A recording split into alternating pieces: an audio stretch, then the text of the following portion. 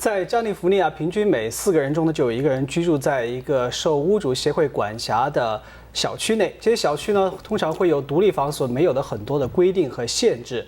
那华人朋友经常会碰到什么样的纠纷或者一些不便之的地方呢？我们接下来就为您请教一下湾区著名的王明武律师。Attorney Wang, very nice to see you. What are some of the common problems people get into when living in a district area managed by homeowners association? A lot of times what happens is that when you're living in a condensed community like that, you have neighbor disputes.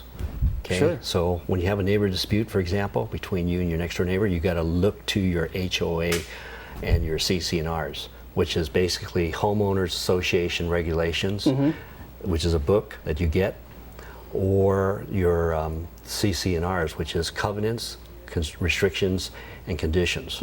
Okay. And nobody ever reads those things. Sure, they're this thick. So much, okay. But whenever you feel that you're being violated, or you're violating, or someone else complaining you're violating their rights, that's when you look at those things to see if you've done anything correctly, or you're making the right decision in terms of complaining about that problem you see. Okay, so that's what you're going to do. So common problems are too much noise, your neighbor, or you're you might be doing something that offends your neighbor, like growing something that your neighbor sees that they don't want you to grow. For example, if that happens, someone's going to complain. So if they complain, they're going to complain to the HOA, which is a homeowner association. Is that the first step you would do if you get into some sort of disputes, arguments with their neighbors? That might be the first step, and it also might be the final step too, because a lot of times when you have a dispute between two neighbors, a homeowner association that's governed by people who are elected that live in the same community, they will set up rules in terms of how you resolve this.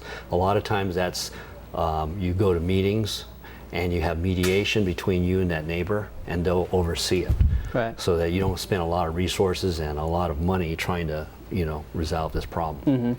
Now, so what about some of the things I want to do?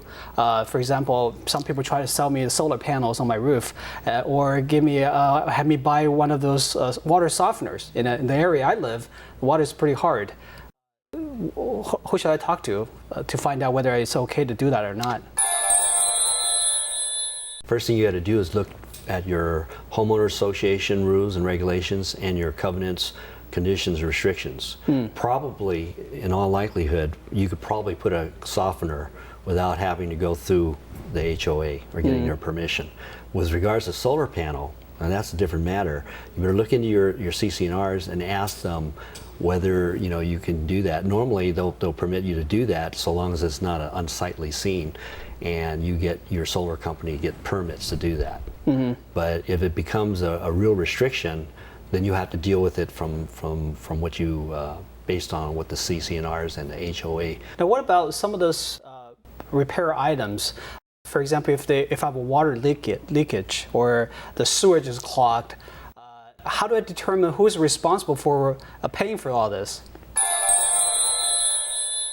If the sewage or the water leakage is in a common area or originates from a common area, you should take your complaint to the HOA and tell them there's a common area and they got to fix the problem because it originates there and it's backing up against your drain, for example. But if the problem is you're stuffing up too much food or something down the toilet that shouldn't be put down there and it's caused by the homeowner, then it's your responsibility to fix that problem generally. Unless the CC&Rs or the HOA agreements which you signed says otherwise, anything inside your unit you're responsible for. Anything outside your unit, normally HOA is supposed to be dealing with that. Thank you so much. 本资讯由王明武律师事务所赞助提供。